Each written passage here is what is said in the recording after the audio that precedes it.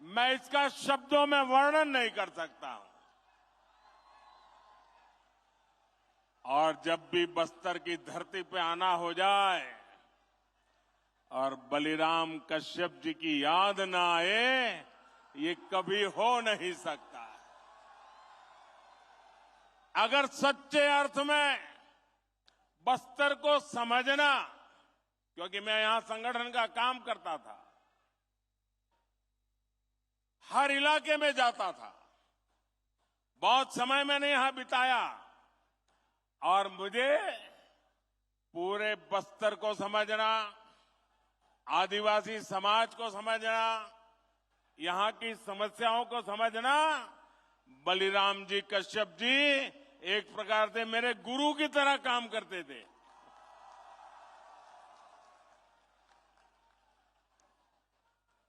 साथियों, मेरा निरंतर प्रयास है कि आपके इस आशीर्वाद को यहां का विकास करके लौटाऊं, दिन रात परिश्रम करके आपकी सेवा करके ये कर्ज मैं चुका सकूं। मेरे परिवारजनों, कांग्रेस ने सिर्फ 5 वर्ष में छत्तीसगढ़ की जो हालत कर दी है, उसे पूरा देश देख रहा है। कांग्रेस के विधायकों और मंत्रियों ने जो कारनामे यहां किए हैं, उससे हर कोई त्रस्त है। चारों तरफ भ्रष्टाचार का बोलबाला है। छत्तीसगढ़ में अपराध चरम पर है। हत्याओं के मामले में छत्तीसगढ़ अग्रणी राज्यों में पहुंच चुका है। कभी कभी तो लगता है राजस्थान और छत्तीसगढ़ के बीच स्पर्धा चल रही है कि कहां सबसे ज्यादा हत्याएं होती है, कहां सबसे ज्यादा लूट होती है, कहां सबसे ज्यादा महिलाओं पर अत्याचार होते हैं। राजस्थान और छत्तीसगढ़ आजकल एक दूसरे की स्पर्धा में लगे हुए हैं। छत्तीसगढ़ में विकास या तो पोस्टर और बैनरों में दिखता है या फिर कांग्रेस के नेताओं की तिजोरी में दिखता है। कांग्रेस ने छत्तीसगढ़ को अगर दिया है तो वो है झूठा प्रचार और घोटालेबाज सरकार। झूठे प्रचार की आड़ में ये लोगों की आंख में धूल झोंकते हैं और आकंठ भ्रष्टाचार करते हैं। इसलिए आज छत्तीसगढ़ के कोने कोने से एक ही आवाज आ रही है। हर कोने से एक ही आवाज आ रही है। छत्तीसगढ़ का हर एक व्यक्ति एक ही बात कह रहा है। छत्तीसगढ़ कह रहा है, आओ नहीं सहिबो, आओ नहीं सहिबो, बदल के रहिबो, बदल के रहिबो, आओ नहीं सहिबो, बदल के रहिबो। मेरे परिवारजनों, ये बस्तर, ये दंडकारण्य आज बना हो ऐसा नहीं है। यहां आदिवासी मेरे भाई बहन, मोदी प्रधानमंत्री बना उसके बाद आकर के नहीं बसे हैं। भाजपा की सरकार बनने के बाद ये मेरे आदिवासी भाई बहन नहीं आए। अरे यहां के लोग तो तब भी थे जब प्रभु श्री राम यहां आए थे। मेरे आदिवासी भाई बहन चाहते थे, इसलिए ही अटल जी की सरकार ने अलग छत्तीसगढ़ का निर्माण किया। भाजपा सरकार ही थी, अटल जी की सरकार थी, जिसने केंद्र में अलग जनजातीय अलग मंत्रालय बनाया, जनजातीय विकास के लिए अलग बजट बनाया और जनजातीय विकास के लिए पूरी सरकार के अंदर एक विभाग खड़ा कर दिया। और कांग्रेस ने इतने दशकों का क्या किया भाई?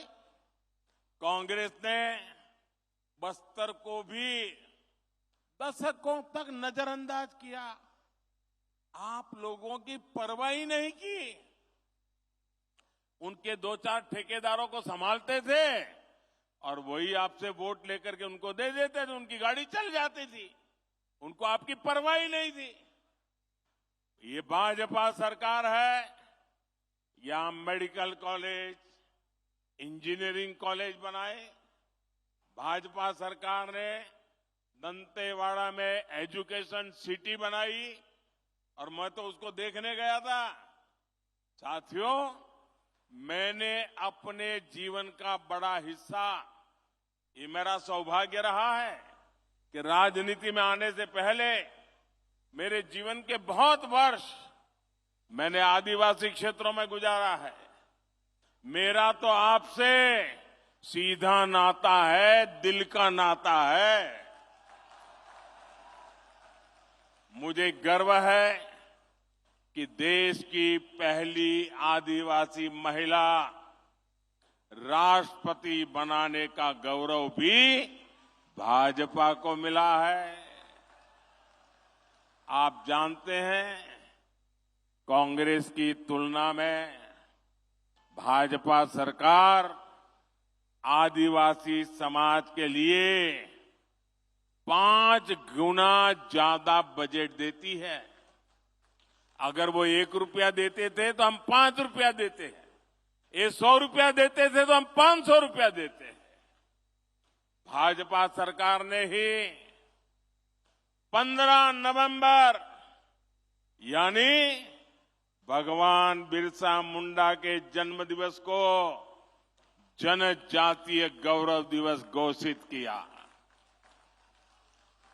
हमारी सरकार आदिवासी सेनानियों और क्रांतिवारों को समर्पित स्वतंत्रता सेनानी म्यूजियम बनवा रही है। हमने जनजाति वर्ग के छात्रों को दी जा रही छात्रवृत्ति, उसको भी 2.5 गुना कर दिया है। बीते 9 वर्षों में 300 से अधिक एकलव्य मॉडल आवासीय विद्यालय मेरे जनजाति बच्चों के लिए हमने खोले हैं। साथियों, भाजपा सरकार देश में आकांक्षी जिला कार्यक्रम चला रही है। बस्तर संभाग के भी अनेक जिले ये आकांक्षी जिलों में शामिल है। अब तो हम उससे भी आगे बढ़कर के जिले से निकल के जाकर के आकांक्षी ब्लॉक्स की पहचान कर रहे हैं। इस अभियान के तहत शिक्षा, स्वास्थ्य और रोजगार से जुड़े बड़े बड़े प्रोजेक्ट यहां शुरू होने वाले हैं।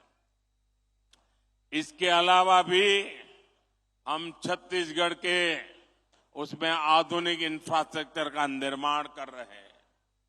आज भी यहां 26,000, 27,000 करोड़ रुपए, उसके से भी अधिक प्रोजेक्ट बस्तर को मिले हैं, छत्तीसगढ़ को मिले हैं। मेरे परिवारजनों, आज यहां बहुत बड़े और देश के आधुनिकतम स्टील कारखाने का लोकार्पण हुआ है।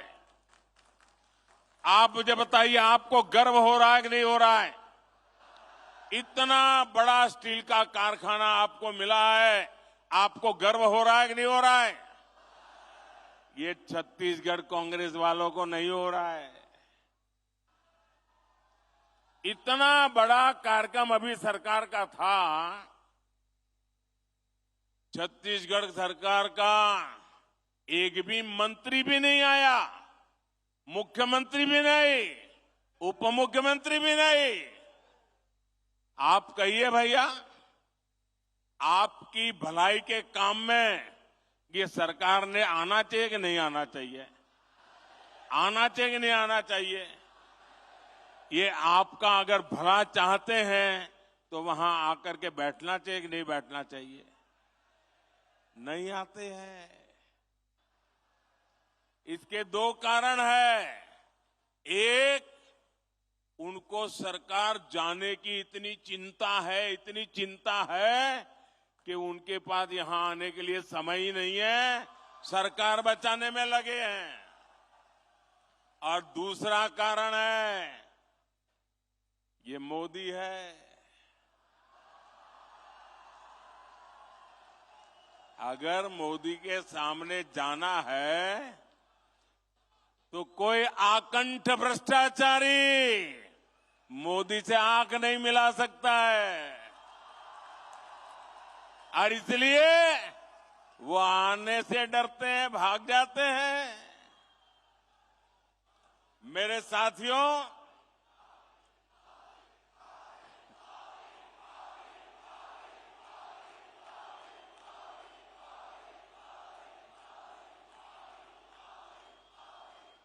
ये स्टील का कारखाना, मुझे याद है हमारे बलिराम जी कश्यप उस जमाने से हमें क्या करते थे। इस कारखाने की मांग आप सभी दशकों से कर रहे थे। हमारी जब मुख्यमंत्रियों की मीटिंग होती थी, मैं गुजरात से मुख्यमंत्री के नाते मीटिंग में आता था दिल्ली में, रमन सिंह जी छत्तीसगढ़ के मुख्यमंत्री के नाते आते थे, और हर मीटिंग में रमन सिंह जी स्टील के कारखाने के लिए जोर से आवाज उठाते थे। आपकी आवाज वो वहां पहुंचाते थे। लेकिन आप जानते हैं कांग्रेस ने ये मांग क्यों नहीं मानी? इसके पीछे कांग्रेस के कट, कमीशन और करप्शन की बोलबाला थी, सोच पड़ी थी।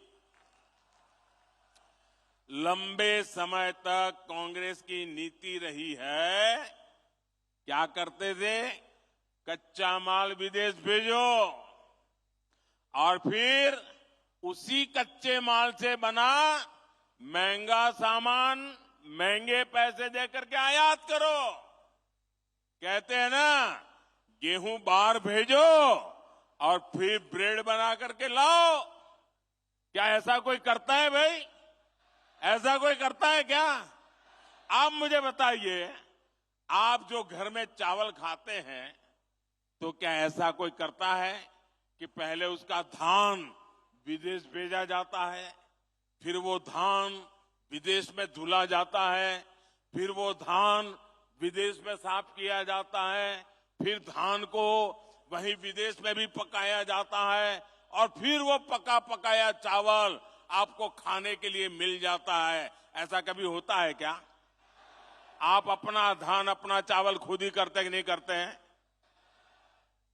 आप धान भी यहीं उगाते हैं, उसे साफ भी यहीं करते हैं, यहीं पकाते हैं और यहीं अपने घर में खाते भी हैं। लेकिन कांग्रेस को ये करने में कट की कट हो जाती है, कमीशन नहीं मिलता है। इसलिए क्या किया उन्होंने?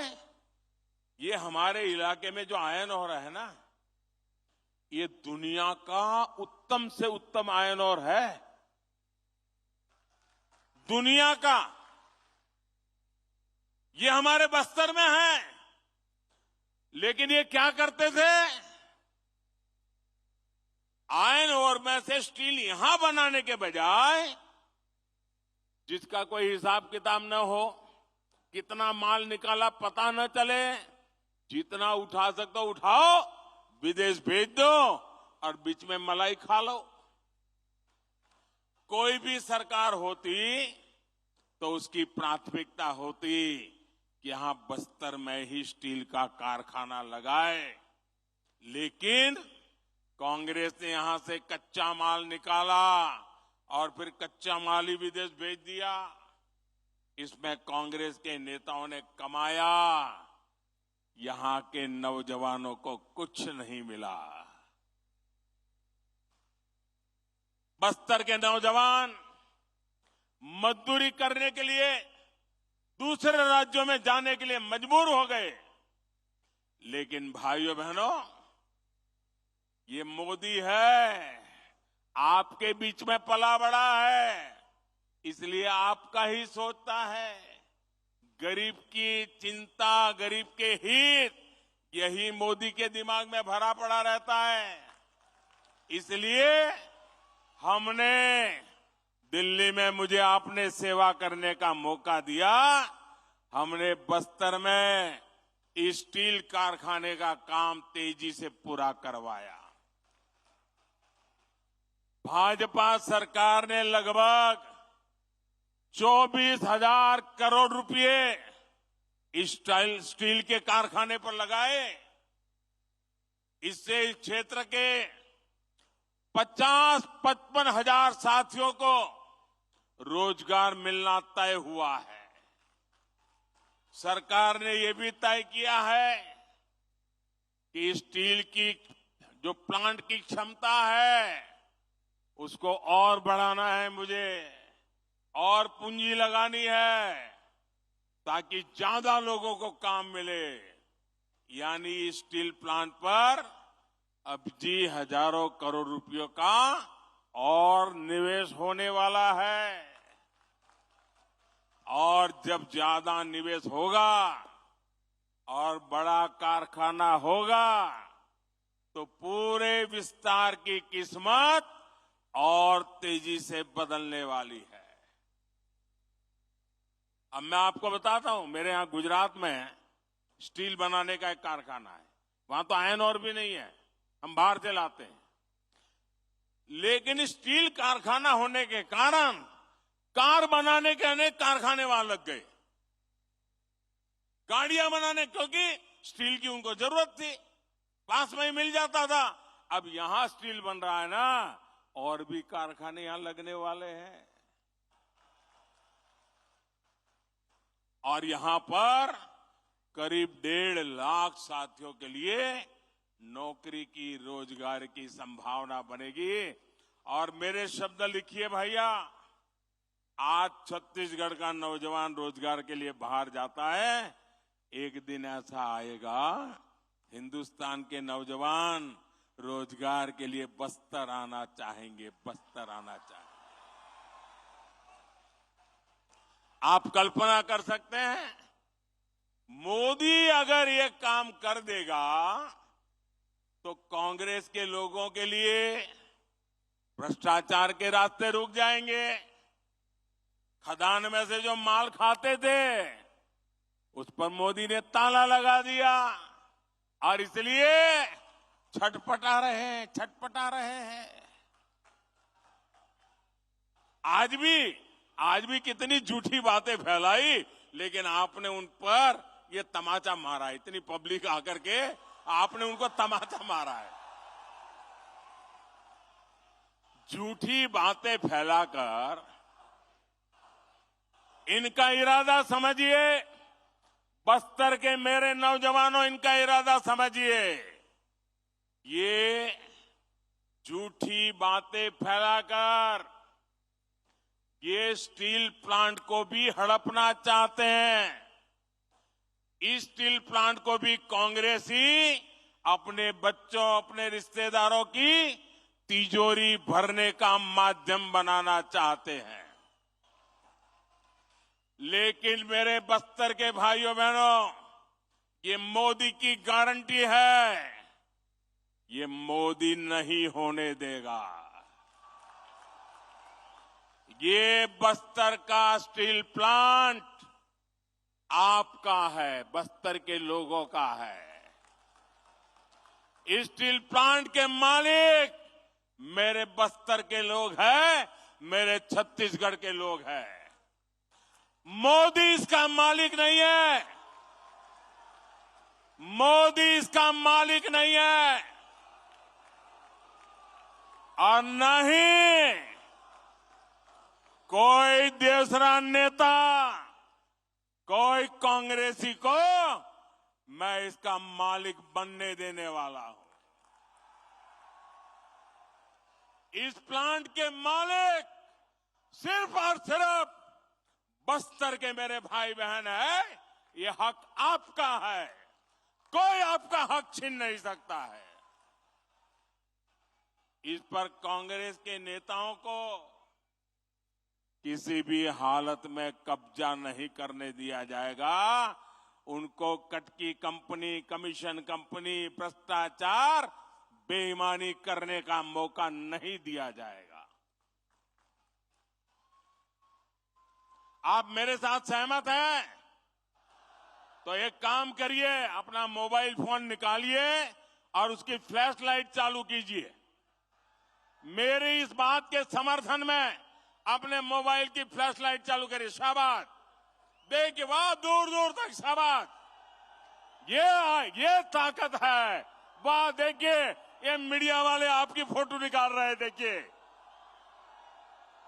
ये समर्थन है, ये स्टील प्लांट के लिए समर्थन है। कैसा झूठ बोलते थे, और ईमानदारी देखिए, ये सच्चाई यहां देखिए। बहुत बहुत धन्यवाद मेरे बस्तर के भाइयों बहनों।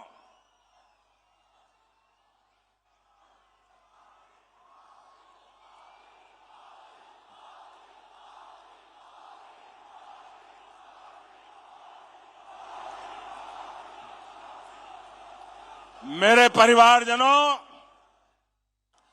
कांग्रेस का ट्रैक रिकॉर्ड दिखाता है कि उसे छत्तीसगढ़ के लोगों की परवाह नहीं है। उसकी प्राथमिकता सिर्फ और सिर्फ छत्तीसगढ़ की संपदा को लूटना है। छत्तीसगढ़ की खनिज संपदा को लूटने भी कांग्रेस ने कोई कसर नहीं छोड़ी। यहां से जो भी खनिज निकलता था, उसका लाभ कांग्रेस के राज में यहां के नागरिकों को, नौजवानों को नहीं मिलता था। इसलिए दिल्ली में भाजपा सरकार बनने के बाद खनिज से जुड़ी नीति में हमने बड़ा बदलाव किया। हमने डिस्ट्रिक्ट मिनरल फंड बनाने का फैसला किया। यानी जो भी खनिज यहां से निकलेगा, उसका एक हिस्सा आपकी मालिकी का होगा, आपके विकास के लिए होगा। ये खनिज मोदी की मालिकी की नहीं है, ये खनिज छत्तीसगढ़ की कांग्रेस सरकार की नहीं है, ये आपकी है। इसका हक आपको देने का काम ये मोदी ने किया है। भाजपा ने आपको विकास का साझेदार बनाया, आपको पार्टनर बनाया। इसके तहत छत्तीसगढ़ को 8,000 करोड़ रुपए मिले हैं। लेकिन जानते हैं कांग्रेस ने इस पैसे से क्या किया? यहाँ की कांग्रेस सरकार ने इसमें भी घोटाला कर दिया है। साथियों, आपकी वन उपज के साथ कांग्रेस ने क्या किया, ये भी आपने देखा है। वन उपज तो हमारे जनजातीय समाज के आर्थिक जीवन का बहुत बड़ा हिस्सा रहा है। लेकिन जब तक दिल्ली में कांग्रेस सरकार थी, तब तक ये लोग सिर्फ 10-12 वन उपजों पर ही एमएसपी देते थे।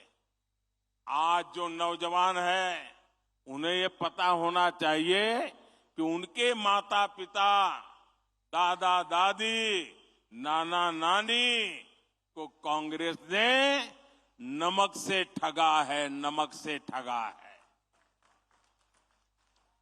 ये आज के नौजवानों को मैं बताता हूं, चिरौंजी जैसे बहुमूल्य वन उत्पाद हमारे आदिवासी परिवार इकट्ठा करते थे, बोरा बोरा लेकर हाट बाजार पहुंचते थे। वहां उन्हें 2-4 किलो नमक देकर ही ठगा जाता था। आपके दादा दादी के साथ ये किया इन्होंने। ये तो भाजपा सरकार है कि जिसने राशन की दुकानों में मुफ्त में नमक देना शुरू किया, तब जाकर कांग्रेस का ये शोषण बंद हुआ। जो उत्पाद एमएसपी के दायरे में नहीं थे, उन्हें कांग्रेस के ठेकेदार ऐसे ही औने पौने दाम पर खरीदते थे, फिर ज्यादा मुनाफा पर बेच देते थे। आज भाजपा सरकार करीब करीब 90 वन उपज को एमएसपी के दायरे में ला चुकी है। कितनी 90। कितनी? पहले कितनी थी? 10-12। कांग्रेस के जमाने में कितनी थी? कांग्रेस के जमाने में कितनी थी? मोदी कितना पहुंचाया? मोदी ने कितना पहुंचाया? ये आपके प्रति जो प्यार है ना, उसके कारण होता है। भाजपा सरकार ने वन धन केंद्र बनाकर वन उपज के बेहतर दाम देने का रास्ता खोला है। आज छत्तीसगढ़ के हजारों आदिवासी बहनों भाइयों को वन धन केंद्रों में रोजगार मिला है। साथियों, कांग्रेस की सरकार ने यहां तेंदुपत्ता संग्राहकों के साथ क्या किया था, ये भी आप अच्छी तरह जानते हैं। भाजपा सरकार ने तेंदुपत्ता के काम से जुड़े परिवारों के लिए जो भी कल्याणकारी कार्यक्रम बनाए थे, वो कांग्रेस ने बंद कर दिए।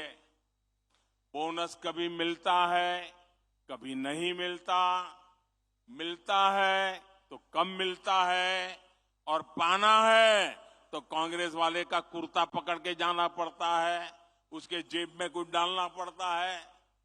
तेंदुपत्ता की खरीदी कभी होती है, कभी नहीं होती है। आदिवासियों का ऐसा शोषण अब छत्तीसगढ़ में नहीं चलेगा। जैसे ही यहां भाजपा सरकार बनेगी, वैसे ही तेंदुपत्ता संग्राहकों के लिए के पहले की तरह ही बेहतर व्यवस्था बनाई जाएगी। साथियों, मैं आज छत्तीसगढ़ के धान किसानों को भी मेरे दिल की एक बात बताना चाहता हूं। कांग्रेस आपको धान की कीमतों के नाम पर धोखा दे रही है, झूठ बोल रही है। सच्चाई ये है कि छत्तीसगढ़ के धान किसानों का दाना दाना याद रखेंगे। मैं जो क्या याद रखेंगे कि भूल जाएंगे? गांव गांव जाके बताएंगे। छत्तीसगढ़ के धान किसानों का दाना दाना केंद्र सरकार खरीदती है, मोदी सरकार खरीदती है। भाजपा सरकार ने 1 लाख करोड़ रुपए छत्तीसगढ़ के धान किसानों को दिए हैं। यहां पर जब भाजपा सरकार बनेगी तो धान किसानों का पूरा पूरा ध्यान रखने की गारंटी ये मोदी की गारंटी है। मेरे बस्तर के भाइयों बहनों, मेरे छत्तीसगढ़ के भाइयों बहनों, मेरे छत्तीसगढ़ के नौजवान, मेरे बस्तर के नौजवान, मोदी आज कहने आया है, आप मेरे शब्द लिख करके रखिए, आपका सपना ही मोदी का संकल्प है। यही मोदी की गारंटी है। आज बस्तर सहित पूरे देश में आयुष्मान भारत योजना के तहत हेल्थ एंड वेलनेस सेंटर बने हैं। मकसद ये है कि दूर सुदूर की मेरी आदिवासी बहनों को इलाज के लिए नजदीक ही सुविधा मिले। पूरे छत्तीसगढ़ में ऐसे लगभग 6,000 अस्पताल बनाए जा चुके हैं। इनमें से 1,000 से अधिक Ayushman health and wellness centre तो सिर्फ और सिर्फ ये मेरे बस्तर संभाग में है। मोदी ने ही आपके 5 लाख रुपए तक मुफ्त इलाज का प्रबंध किया, गरीब को मुफ्त राशन की व्यवस्था की, पक्के घर का इंतजाम किया, बिजली और पाइप से पानी का प्रबंध किया, आदिवासी परिवारों के बेटे बेटियों के स्वरोजगार के लिए सरकार विशेष स्टैंड अप इंडिया योजना चला रही है। साथियों, आज मैं बस्तर के छत्तीसगढ़ के युवा साथियों को भी एक बात बताना चाहता हूं। जो पहली बार अपना वोट डालने जा रहे हैं, वो नौजवान मेरी बात सुनिए। आपको 2014 से पहले की घटनाओं के बारे में जानना जरूरी है। 2014 से पहले दिल्ली में जो सरकार थी ना, अखबारों में बड़े बड़े घोटाले छाए रहते थे। लाखों करोड़ों के घोटाले, यही खबरें होती थी और पूरी दुनिया में हमारे देश का नाम पूरी तरह बदनाम करके रखा था। 2014 में देश ने कांग्रेस की सरकार को उखाड़ फेंका और पूर्ण बहुमत की भाजपा सरकार दिल्ली में बनाई। आज घोटालों के बजाय दुनिया में भारत के गौरव की चर्चा होती है, भारत के सामर्थ्य की चर्चा होती है। आप मुझे बताइए, आज दुनिया में हिंदुस्तान का डंका बज रहा है कि नहीं बज रहा है? ऐसे नहीं, पूरी ताकत से बताइए, हिंदुस्तान का डंका बज रहा है कि नहीं बज रहा है? अमेरिका में हिंदुस्तान का डंका बज रहा है कि नहीं बज रहा है? यूरोप में हिंदुस्तान का डंका बज रहा है कि नहीं बज रहा है? जापान में हिंदुस्तान का डंका बज रहा है कि नहीं बज रहा है? सिंगापुर में हिंदुस्तान का डंका बज रहा है कि नहीं बज रहा है? आपको गौरव होता है कि नहीं होता है? आपका माथा ऊंचा होता है कि नहीं होता है? इसलिए मेरा युवा साथियों, आपको एक बात जरूर ध्यान रखनी है। आज देश के बहुत कम राज्यों में कांग्रेस की सरकारें बची हैं और एक बार जाती है ना, 25-25 साल तक वापस नहीं आती है। और इसलिए जब इनके पास सरकारें ही कम है तो लूट का माल कुछ ही जगह से लूटना पड़ता है। इसलिए जहां भी इनकी सरकार बनती है वो जम करके लूटते हैं। पूरे हिंदुस्तान में उन्होंने राजस्थान, छत्तीसगढ़ ऐसे राज्य को लूट का सबसे बड़ा खजाना बना दिया है। छत्तीसगढ़ के ही लोग मुझे बताते हैं कि कांग्रेस के हर छोटे बड़े हर नेता ने 15 साल जो तक सरकार नहीं थी ना, वो जो खाद पड़ गई थी ना, वो भी जमा करने में लग गए 5 सालों में। यानी 15 साल तक इनको छत्तीसगढ़ को लूटने का मौका नहीं दिया। अब वो सारी कसर भी अभी निकालना शुरू कर दिए हैं।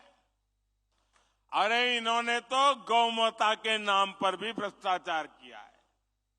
जिन्होंने गोबर तक को नहीं छोड़ा, उन्होंने क्या क्या नहीं किया। इनके भ्रष्टाचार के सबसे बड़े भुक्तभोगी मेरे नौजवान हैं, मेरे बस्तर के लोग हैं। कांग्रेस ने युवाओं को नौकरी का वादा दिया था, लेकिन नौजवानों की नौकरी में ही घोटाला कर दिया। कांग्रेस के नेताओं ने पीसीएस भर्तियों में अपने बच्चों, अपने रिश्तेदारों को सेट कर दिया। छत्तीसगढ़ के जगदलपुर से आप प्रधानमंत्री मोदी को सुन रहे थे, जिसमें उन्होंने कहा कि छत्तीसगढ़ कह रहा है कि बदलाव होगा। इसके अलावा उन्होंने प्रदेश सरकार को भी आड़े हाथों लिया।